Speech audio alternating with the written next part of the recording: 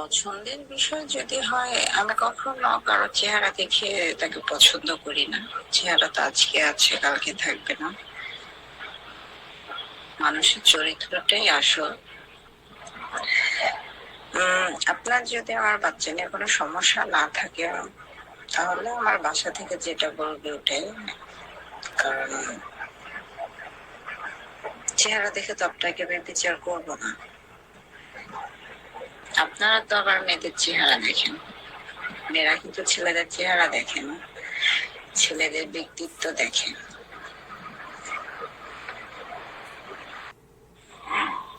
আসসালামু আলাইকুম। আসলে কি বলবো, আমি আসলে তো কিছু বুঝি না কি বলা উচিত একটা পাত্রকে।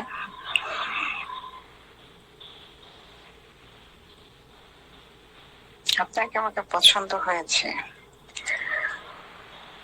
যদি পছন্দ হয়ে থাকে ফ্যামিলিগত ভাবে আগাবেন, আর যদি নাও হয়ে থাকে সেটাও জানাবেন। আর জিজ্ঞাসা করার ভিতর আমি একটা প্রশ্ন করবো, সেটা হচ্ছে আমার বাচ্চা নিয়ে। আমি এমন মানুষকে চাই যে আমার বাচ্চা মেনে নেবে, নিজের বাচ্চার মতো দেখবে। আর তার বাচ্চা যদি থাকে, আমিও তার বাচ্চাকে নিজের বাচ্চার মতোই দেখবো। আমি কোনো দুইটা বাচ্চাকে ভেদাভেদ করবো না।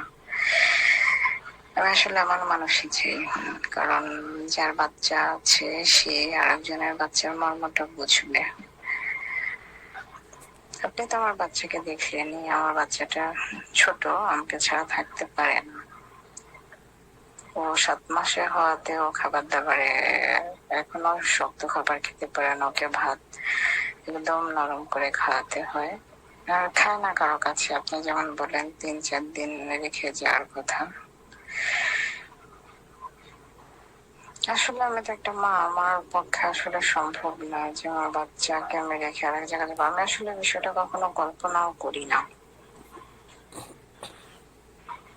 আর অন্যান্য যে জিনিস প্রশ্ন করার, আসলে এখন ওভাবে তো কোনো চাপ হওয়ার কিছু নেই। ভদ্র একটা মানুষ চাই যে বয়সকে সম্মান দিতে জানবে, দায়িত্ব পালন করতে পারে, যে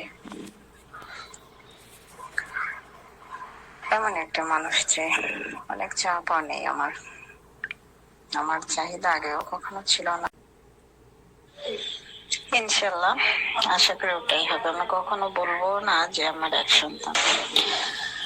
আল্লাহ যদি চায় আমাদের বিয়ে হলে সবসময় আমরা দুজনে বলবো যে আমাদের 2 সন্তান। কারণ আমিও চাই না আমার ছেলে কখনো জানুক কোনো বিষয়, আর মেয়েটা আমাকে আপন করে নিক, আমার বাচ্চাটাকে আপন করে নিক। আমি এটাই চাই। হ্যাঁ, আপনাকে একটা কথা বলতে চাই। আমার ছেলের জন্ম নিবন্ধন বা সব কাগজপাতিতে কিন্তু আপনার নাম দিতে হবে। নতুন করে জন্ম নিবন্ধন করবেন। আমি চাই মেয়ের সব কাগজপাতি তো আমার নাম থাকুক। ভবিষ্যতে অনেক সময় মা বাবা স্বাক্ষর লাগে, তখন ওর মার নাম থাকলে তার থেকে বেটার না আমার নাম থাকবে।